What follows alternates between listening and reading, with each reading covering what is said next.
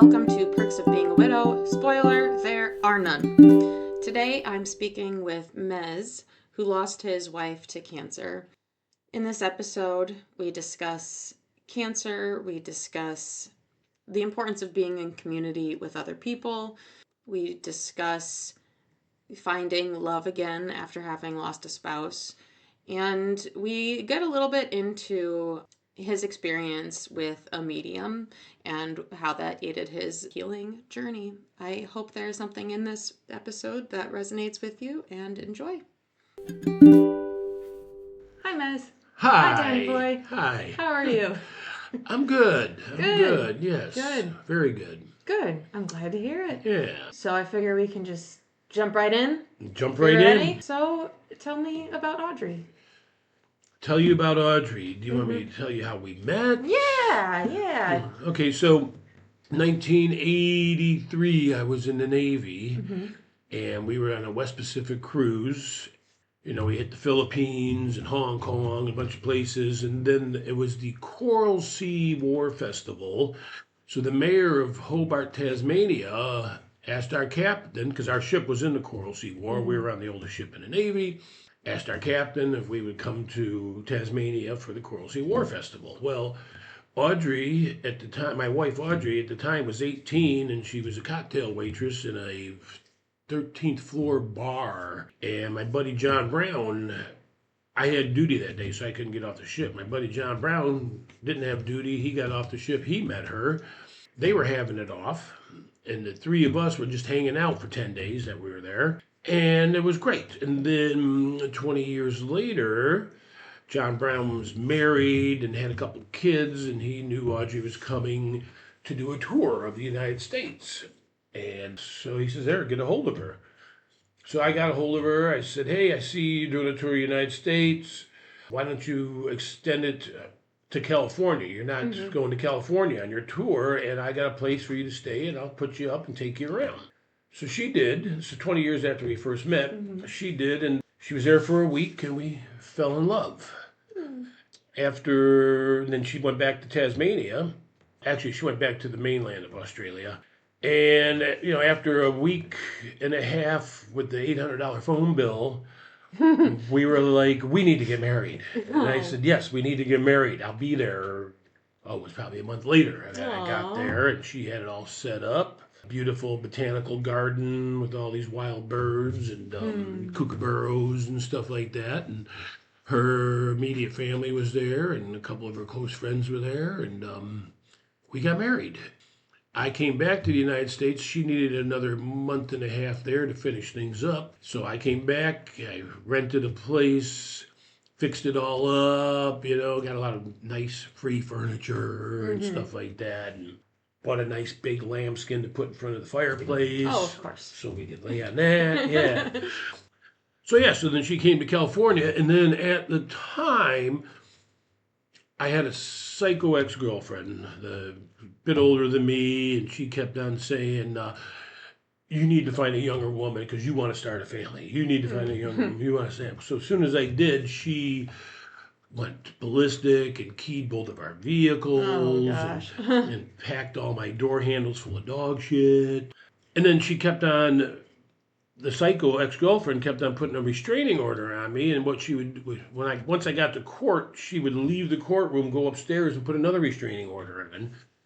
And so Audrey's first day in California or in the United States, she went to court with me. Oh, wow. That's a big step for newlyweds. Yeah, I know. And also our first Thanksgiving, I had to have an ankle bracelet on.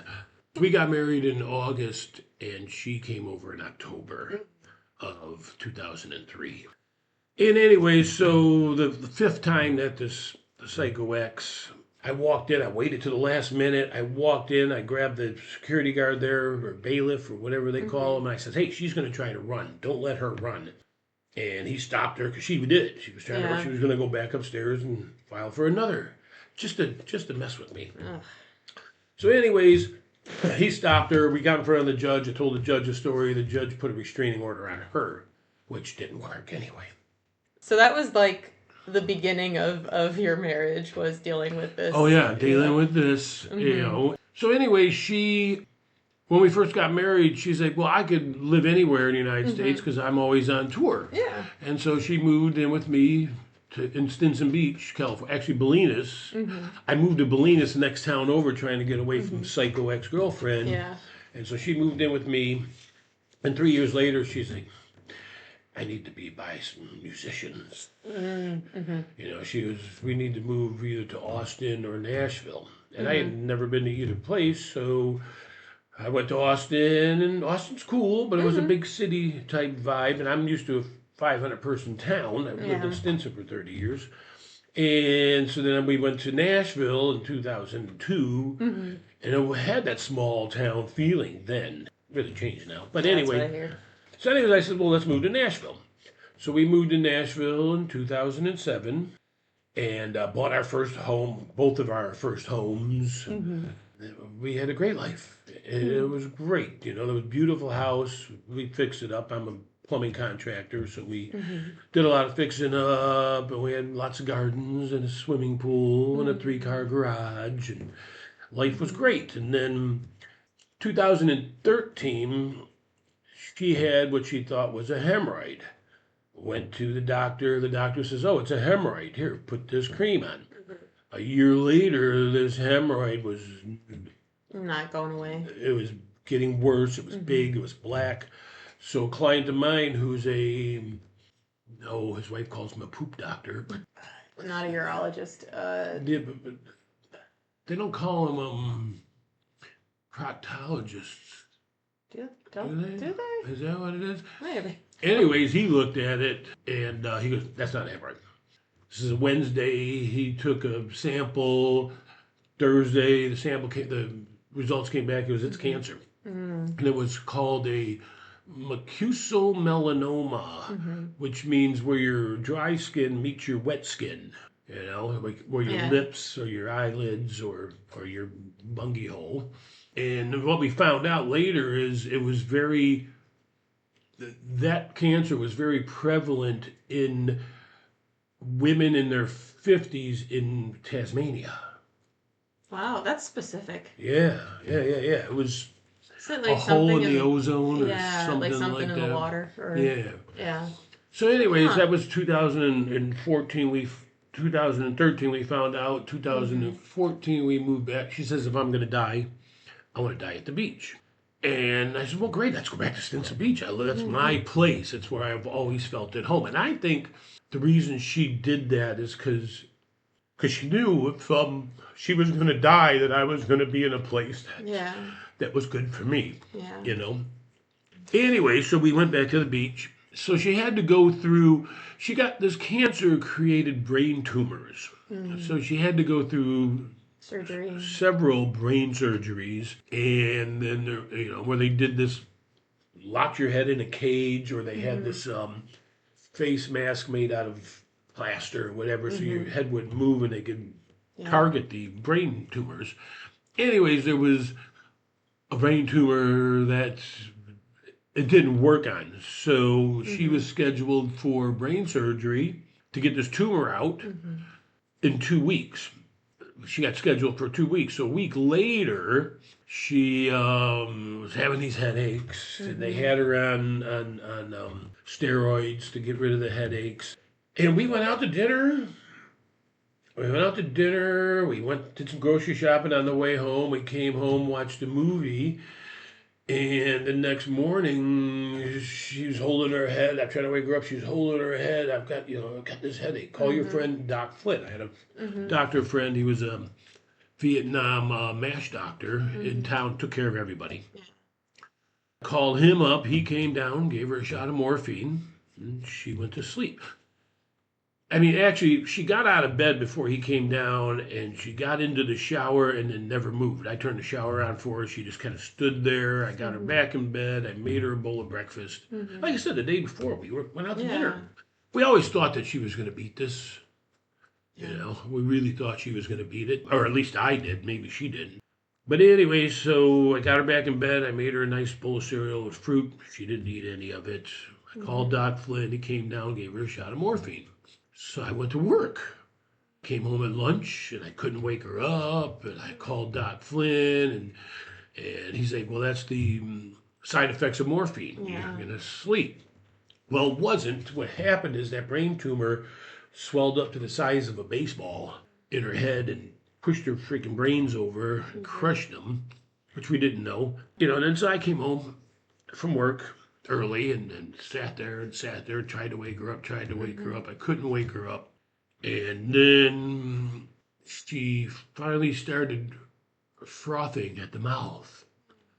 And I called Doc Flynn, and he comes down and he goes, well, I guess it's time to let her go. And I said, no. I said, we were just out to dinner last night. It's not time to let her go. He goes, well, then you better get an ambulance over here.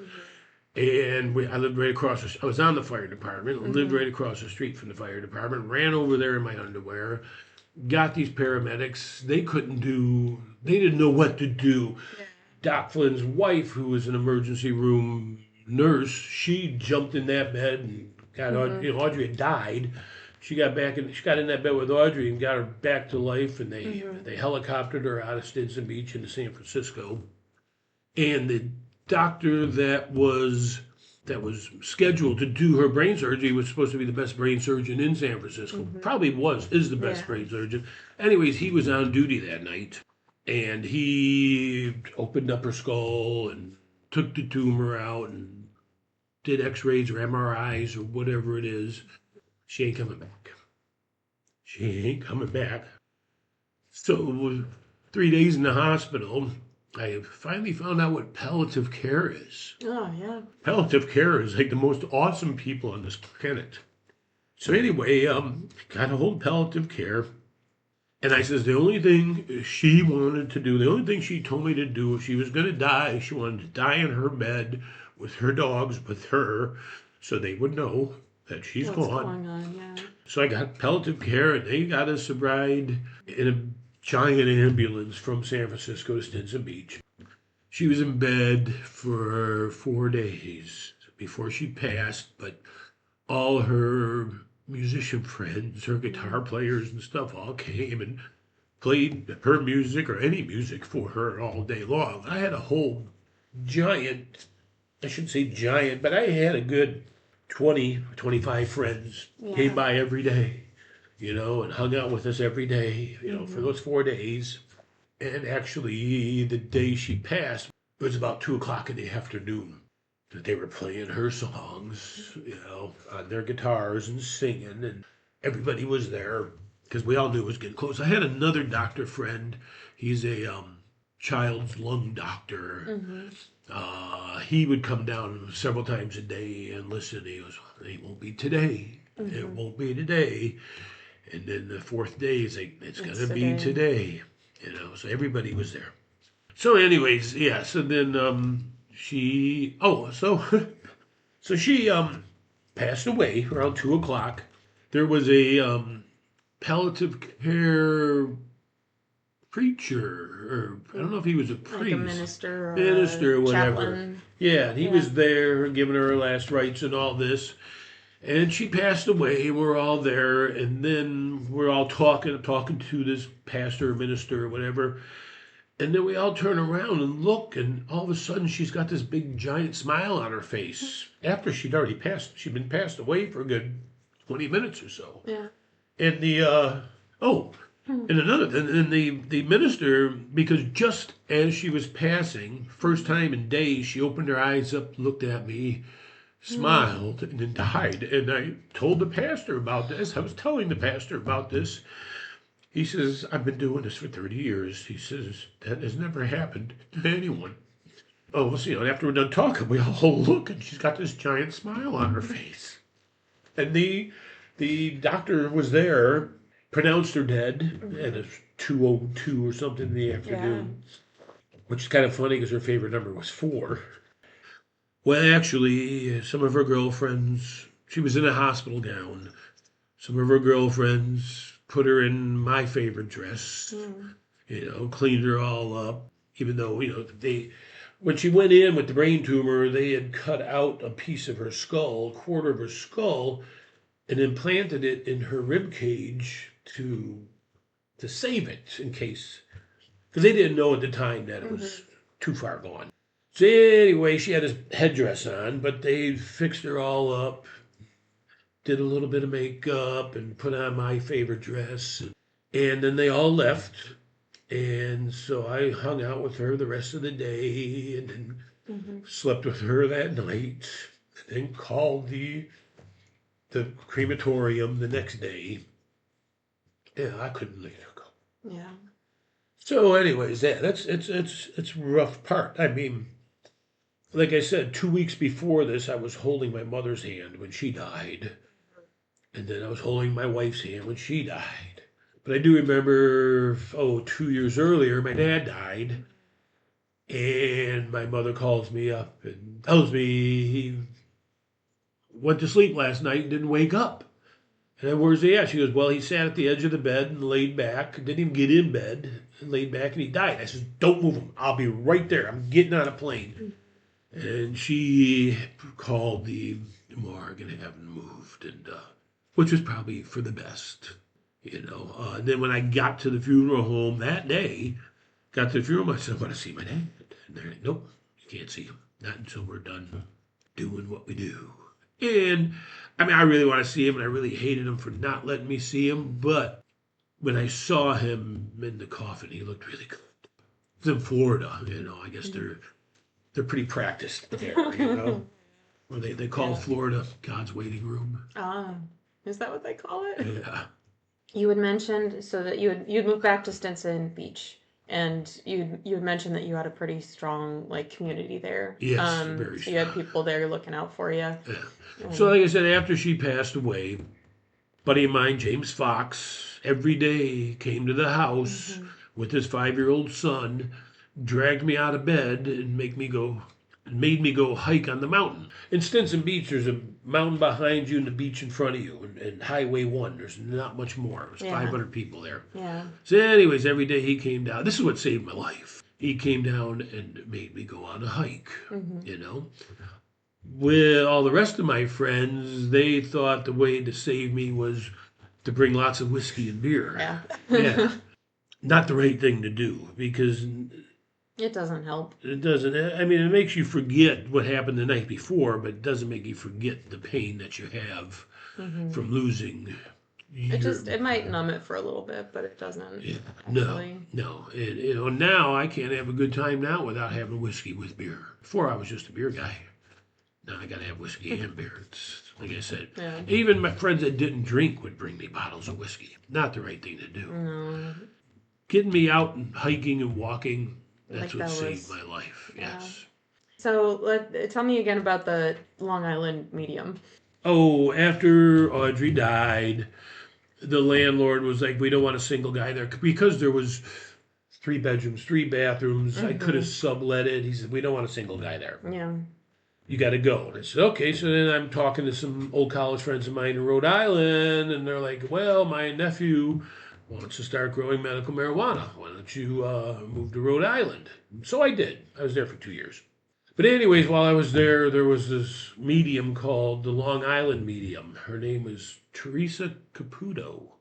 So she came to Boston, and I figured, she's a medium. She talks to all these dead loved ones, for lack of a better term. Anyway, so I go there, and I got pictures of Audrey and Audrey's CDs, and she made necklaces and bracelets. I got a necklace, a bracelet. I got all this with me. She just walked right on by me. I'm like, oh well. Shortly after that, I moved back to Nashville, and she was at TPAC. So I went there, and I had all the same stuff, pictures and CDs and bracelets that she made, necklaces that she made. And the medium, who had tore something in her knee, it was like, told everybody in the beginning of this, do not come up to me. My knee's really fragile, know. Normally she wears 6-inch spike heels. She was wearing the glitter encrusted Converse. And she don't look like what you would think a medium looks like. She looks like a real housewife of Long Island or something. But anyway, so she did a few readings right off the stage. She knew that this girl had just gotten married, but her father had died just before the wedding. And she was going to call the wedding off, but her mother talked her not into calling the wedding off. This is what the medium is saying. She knows all this. And she was also, you had a picture of your father in your bouquet and in all the bridesmaids' flower arrangements, whatever. She's like, oh my God, yeah. She's, I never told anybody any of this. She's, yeah. And like I said, then another girl in the front, she was a child of yours died. And she's, I never had children. She goes, oh yeah, you've got your child's necklace with you and a lock of hair, and I think there was something else. And the girl started giggling a little. She goes, no. She goes, that's my cat. She goes, I got my cat's collar with me, a lock of my cat's hair. It's all sitting right here in this little box on my lap. Guess the cats can come through too. Pets. Yeah, the cats came through too, which is weird, And then I guess then right off the stage, she's talking to a gal up on the balcony, and she goes, your daughter died in a car accident. And the lady's like, yeah. And she goes, you blame yourself for it. And the lady's like, yeah. And she goes, you blame yourself because you let her buy this Camaro with this big fast engine in it. And she goes, yeah. She goes, well, your daughter's here, and your daughter wants to let you know it didn't matter if it was a little Toyota Corolla or whatever she was driving, she was going to die in that car accident anyway. And then she starts walking down the aisles, and she's getting close to mine, and this, I shouldn't say crazy lady, but overexcited lady, she jumps up out of her seat. She's like, oh, I love you, Theresa. And she's trying to hug her, and Theresa's like, get back, get away. My knee is all messed up. Please don't do this. She's, oh, but I love you. And she's like, no, don't do this. And this lady was 2 rows in front of me, and I figured, oh, she's going to walk by me. She did walk by, but then she stopped and turned around, and she goes, looks at me, and she goes, your mother's here, and she's bragging about you. I said, yes, my mother always bragged about me. She lived in a older folks condo in Florida, and every time I'd go there, all the neighbors would say, your mother's always bragging about you. Always bragging about you. And she goes, I can't get your mother to stop bragging about you. I can't get her away from me. And then finally, Mom left. And she started walking again. Then she turned around and said, who died of a throat laceration? And I'm like, oh my God, my buddy Bobby Mann, who died 35 years ago. On Halloween, he was dressed up as a devil with this band of empty bullets from Vietnam around his neck. And he hit a telephone pole in front of St. Rita's Church. And when he hit the pole, his head went forward, and these empty casings, bullet casings, cut his throat open. And I said, oh, my buddy Bobby Mann. He was the last person you thought was going to come through. And I said, yeah, it's been 35 years or better. And she goes, you think of him all the time? And I go, yeah. And she goes, well, he wants to let you know that he appreciates that you're thinking of him all the time. So I even got his boot camp Marine picture on my wall still, because I love the guy. We were very young. I think he died when I was 20 or 21. I'm 63 almost now. So anyway, so she starts walking away again. And then she turns back around again, and she goes, who died of a brain tumor? My wife, Audrey. That's why I'm here. She goes, well, your wife, Audrey's here. And she says, same thing she told friends of ours, mutual friends of ours in California before she died, which they've never told anybody. They didn't even tell me until after this. But she says that you're not the type of person to be alone, which is what she told our mutual friends. Mez isn't the type of person to be alone. At that moment, I got a lot of girls turning around, looking at me, giving me smiles. One girl walked by me and kind of squeezed my knee. And then she said, also, she says, if you're going to drink, make sure you eat first, which is what she told our friend Susan. So, I mean, there was no way she could have known all of this, So it's real. And that made a big difference, just in knowing that there is something after this. Yeah. It's not like stepping on a bug and you're dead. So, was that experience, did that help you move forward?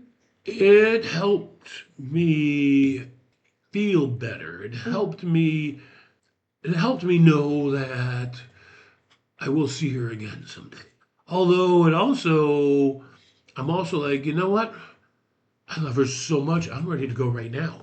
I'm ready to go right freaking now. But I can't. because I've got a good woman who loves me now. And I'm not quite sad anymore. Like I said, it took 5 years or better to not be sad, to think of Audrey and smile. I mean, I get a lot of Facebook memories almost every day with something with Audrey in it. Now it makes me smile. Before it made me cry. Yeah, you're on the other side.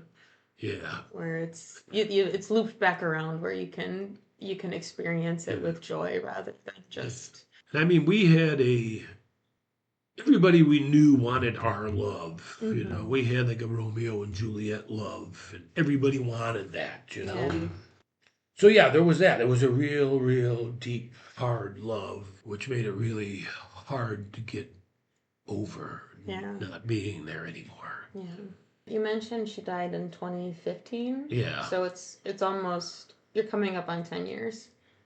Like anniversaries and birthdays, do you still celebrate? Or acknowledge? Or I acknowledge. I don't celebrate. Yeah, that's not the right word, celebrate. I mourn more than celebrate. Yeah, and you know how bad guys are with dates. Like anniversaries and birthdays.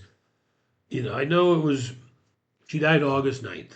We got married August 29th. So she died 10 days before our 12-year anniversary. Or 20 days. 20 days. 20 days, yeah.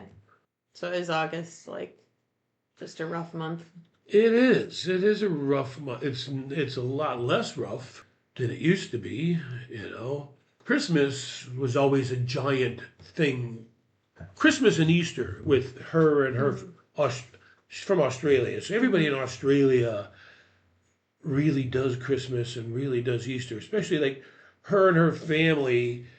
They buy each other presents all year round, $5 presents, whatever, something to remind them.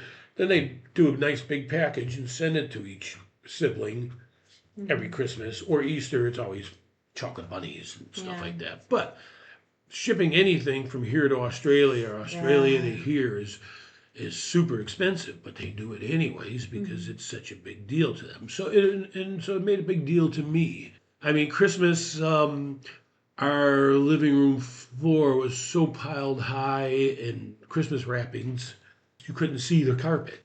But now, my wife and I, we don't buy each other Christmas presents.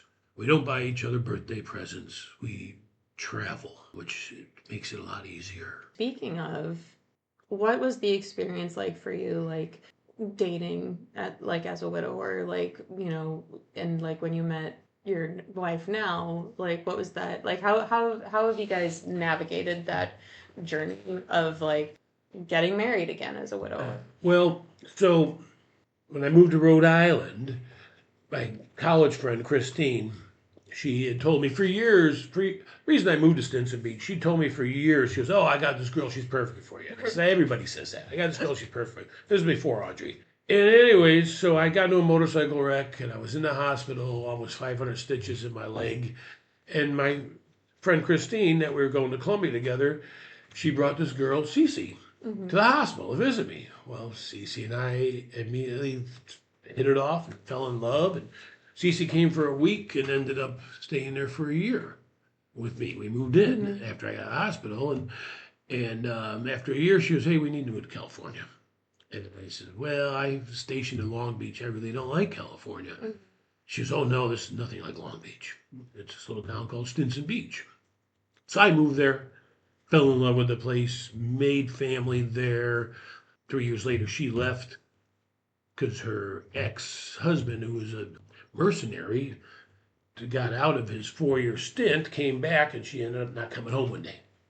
Oh, yeah. So then my friend Christine, I was going to college with, her sister is a psychiatrist, and she said, Mez just lost his wife. Give him a call, and maybe you could help him out, So she called me, and widow brain or whatever, I ended up falling for her, and I moved to Rhode Island. And she says, move to Rhode Island. This is going to be your forever home. Come to Rhode Island. She even had this big banner up on the garage when I got there. Your forever home, welcome home, blah, blah, blah.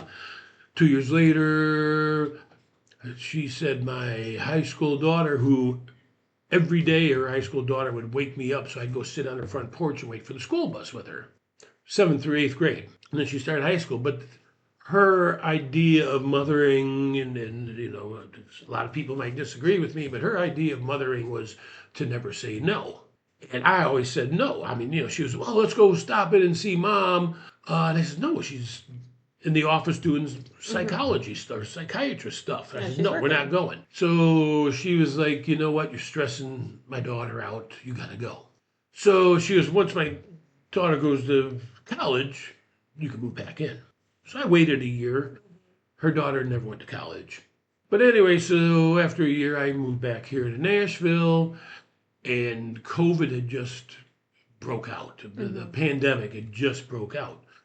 And so Jolynn, my wife now, in 2010, there was a flood, and she asked her neighbors who a good plumber was. Her water heater was floating in the basement. So she called me, and we were both happily married at the time. Audrey was still alive, and she was with her husband. And we just hit it off. We were friends. And then, then we moved back to California, and Audrey passed, and then I went to Rhode Island, and then came back to Nashville. Well, I happened to be going, like I said, this is the start of the pandemic. I happened to be going to Sinkers, the liquor store, and she was too. And we're in the parking lot. She was, just, I don't care about the pandemic. Give me a hug. And so we had hugged, and she was, I'm remodeling my bathroom. Can you do the plumbing? I said, yeah, I'd be happy to. So I was remodeling her bathroom, me and Kurt and my helper. And it was 4th of July weekend, almost a full moon. And she goes, I got a swimming pool. And why don't you come hang out in the swimming pool? I said, okay, I'm going to go home and shower and get out of my work clothes. Because we only lived 6-8 blocks away from each other. And we ended up falling in love and making out under a full moon on 4th of July weekend. And we were both had been married before, twice. Both of us been married twice. We're both like, we're not getting married. We don't need to get married. Yep. We don't need to get married. But like I said, we don't buy each other presents. So it was her birthday, so we went to Costa Rica for her birthday. We were out in the jungle, in this little cabin out in the jungle, and we were actually playing strip poker, as you do. As one does. And we're talking, we're like, you know what? I think we need to get married. So we walked out to this river in the jungle under the light of the moon, and we married each other. We married ourselves. And then a week later, we went to a bigger city called Limon, Costa Rica, and found a lawyer who didn't speak any English, but his baby mama did. And so she translated for us, and then we got married again, legally. Yeah, it was the best decision I ever made, was getting married twice in 1 week. So how do you navigate that with... I think people don't always realize that, you still love Audrey. I still love Derek. Yeah. That doesn't take away from my relationship with Luke, and it doesn't take away from your relationship with Jolynn. No. How have you navigated that of, holding space for both of these great loves in your heart? I actually have a very good wife now who understands and doesn't hold any animosity or anything towards Audrey. And I've told her, on Facebook, you have these memories that come up, and I post them all the time, but we've talked about it. Me and Jolynn have talked about it. I mostly post for Audrey's fans. It just keeps Audrey alive that way, I think, because people are always thinking about her and, and watching her videos, and so it kind of helps keep her alive, and Jolynn totally understands. So yeah, there's that. Yeah. Good. So you're coming up on 10 years. What has been the most helpful in this last 10 years for healing and moving forward? I think, it's not something that you ever really get over. You don't get over losing the loved one. But, I think it is something that we can move forward with. And has there been anything that's been helpful in helping you move forward with it?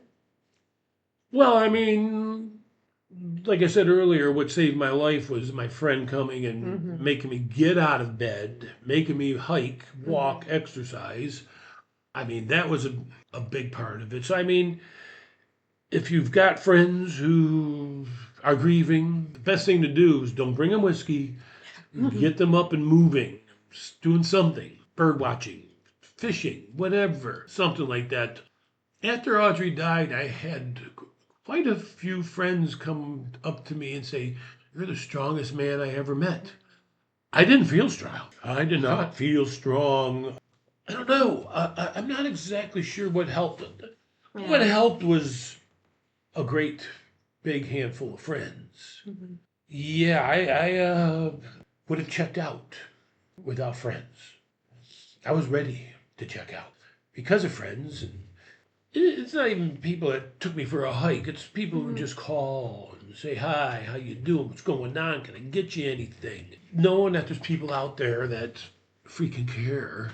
I wish I had some more insightful help, but Oh, that is helpful. Like, I know, like when my husband died, I remember like everybody tried. They were so well meaning, and like I remember everybody brought like food, and I was like, I can't eat right now. Like I'm not. That's a thing that I learned is like things like smoothies. If you can't eat, if you're having trouble eating, have a smoothie because it doesn't feel like food, but you need nutrients. I can't believe how many lasagnas I got. I know, right? And it's like I love lasagna, but like not right now, man. Man, my freezer, my refrigerator was so stuffed full. Mm-hmm. People would bring stuff over, and you kind of got to eat it because it won't fit in the fridge. Right. Well, and like the number of things that just kind of went bad, like in my refrigerator, because I was like, I can't eat this. Like I don't.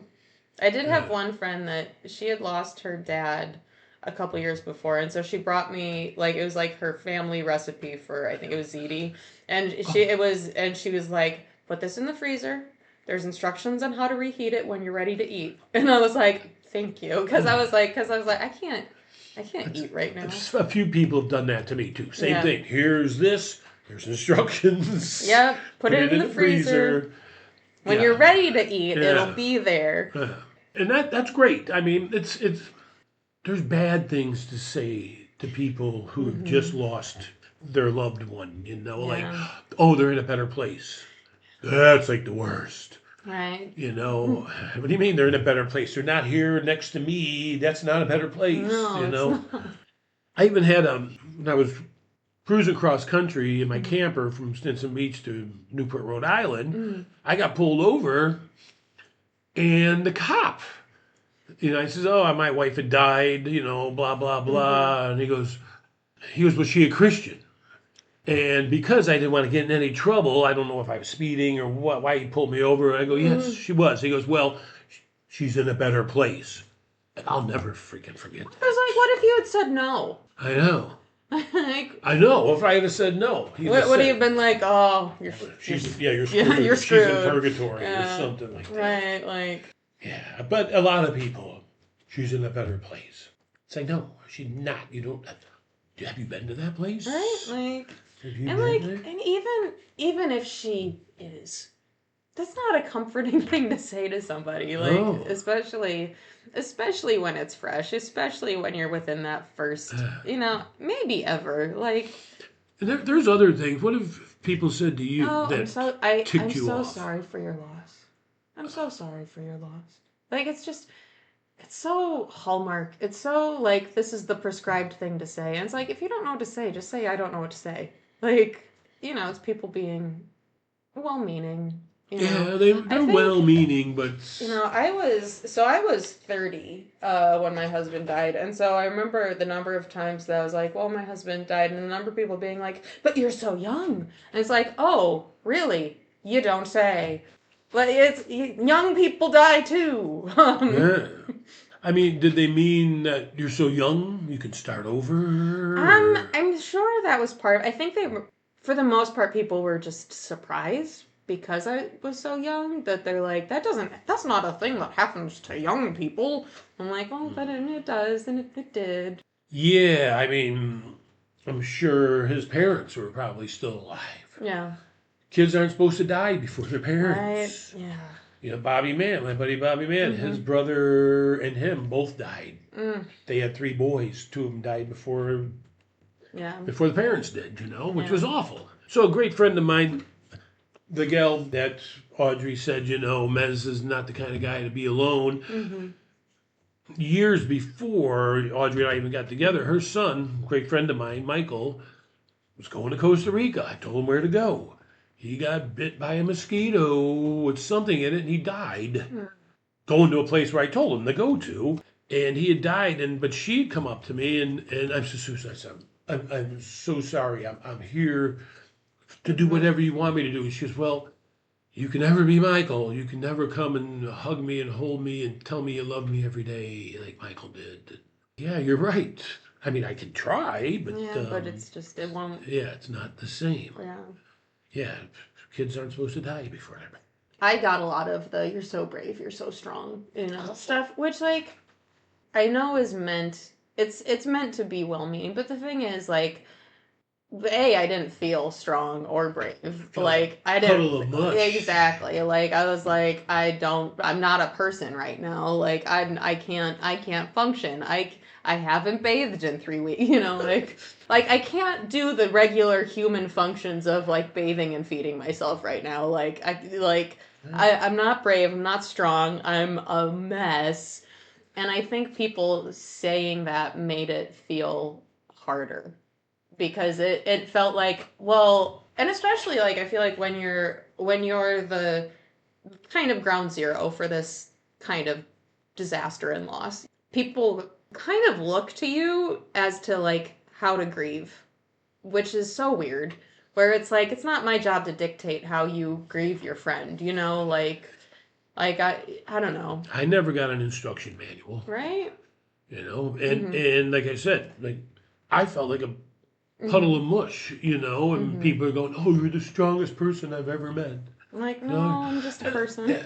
And I mean, I think maybe some of it was because I invited so many of because she had 4 days in bed in a coma, and I invited all her friends, come over, come talk to her, come say goodbye, come play some music, her music, your music, whatever.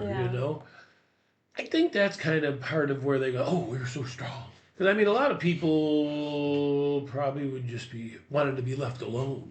I don't know. I don't know how this works. Like I said, I never got an instruction manual. Yeah, there isn't. And this is one of the things that I think I'll probably have a later episode on. It's just like the grief rituals that different cultures have, and like I don't feel like we really have that here in our culture, in our society. Like there's the funeral and blah, blah, blah, but like it's something that I feel like we kind of put in a box and we put it like off to the side and we're like, okay, you deal with that on your own. And it's so isolating, and I don't think it has to be. I don't know that there necessarily needs to be an instruction manual because it's going to be different for everybody. But I do feel like there needs to be more conversation about it, just because if you haven't gone through it, like you really don't know what it's like to actually live through it. And like I said, when my friend Susan Kelly's son died, I was like, oh, I know how it feels. I'm sorry. I know how you feel. It's like, no, I did not. I did not. Yeah. I did not know how she felt until Audrey died. You know? Then you know. Then you know. Well, and even then, like everybody's grief is different. I know, but there is a common part of grief. Everybody who loves somebody suffers. I know at some that point now. in time. Yes. Yeah. I know that now. I mean, I remember very young. All my grandparents' friends were passing away. And they all have. Some of them were like, going out to the bar, or someone was like, I'm locking myself in the house. Yeah. Is there anything that we haven't talked about that you would like to talk about? Are we still recording? We're still recording. Well, okay. So the one thing, and this is different. This is a totally different situation in most situations. But Audrey was a musician. Her singer-songwriter, musician. Her favorite time, her favorite place to be was on stage, performing for people. So after she died and she was cremated, I got these little keychain vials engraved with her name on it, and over 100 different musicians friends of hers, I said, hey, Audrey's favorite place in the world was on stage. If you take this vial of her ashes and keep it in your guitar case or your violin case or banjo case or whatever, then she will be on stage all over the world. And I mean all over the world. Musician friends from Finland and all that. That's something that helped me a lot, just being able to give out her ashes. And then also, whenever Audrey, she would never not stop to pick a penny up off the ground. Yeah. Always picking pennies up off the ground. So I've told everybody, her friends, her family, so whenever you see a penny on the ground, pick it up, give it a kiss, and say hi to Audrey. And so I'm sure that happens 1,000 times a year, Well, those are really nice ways to honor her and her spirit. And do you pick up pennies? All the time. and that every day, not every day, but most days you find a penny on the ground. And yeah, it's like I pick it up, I kiss it. I love you, Audrey. Love you. I'm thinking about you. Even though I wasn't thinking about her at the moment until I saw the penny. And then the penny gets you to think about that person. It's almost like she's saying hello. Yeah, exactly. Awesome. Especially when it's heads up. Awesome. So the podcast is called Perks of Being a Widow. And what I mean by perks, because, let's be real, there are none. It sucks. It's a really shitty club that no one wanted to be a part of, and yet here we are. So when I say perks of being a widow, I mean, for me personally, I now have a socially acceptable reason to hate Christmas. That's a nice perk. That's a nice little silver lining for me. Or, and it could be, something sweeter, I know who my real friends are, or now I've discovered this well of resiliency I didn't know I had, or whatever. But do you have any perks to being a widower that you'd like to share? Well, I mean, right off the top of my head, the only thing I can think about is now I know how other people feel when they've lost a loved one. Before I was like, oh, I know how you feel. I'm so sorry, I know how you feel.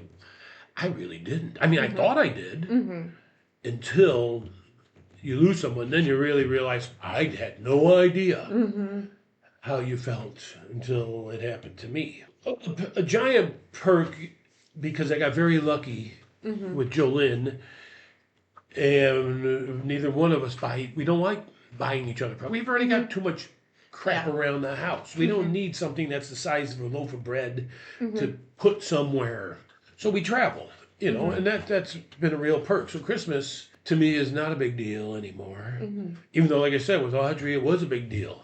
And we buy each other Christmas presents all year round, stash them away, wrap them up, and then Christmas morning, and you couldn't open up a present until Christmas morning. Some people open them up the day before, and she would even give special instructions to her family. Do not open this up until Christmas morning.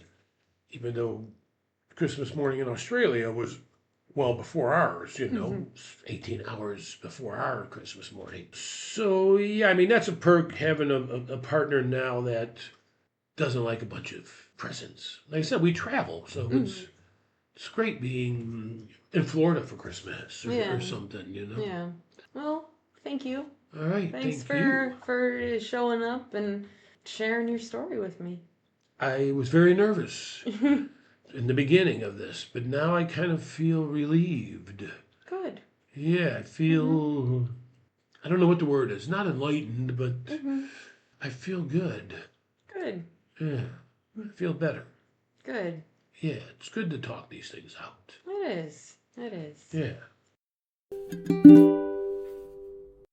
Thank you so much for listening to today's episode.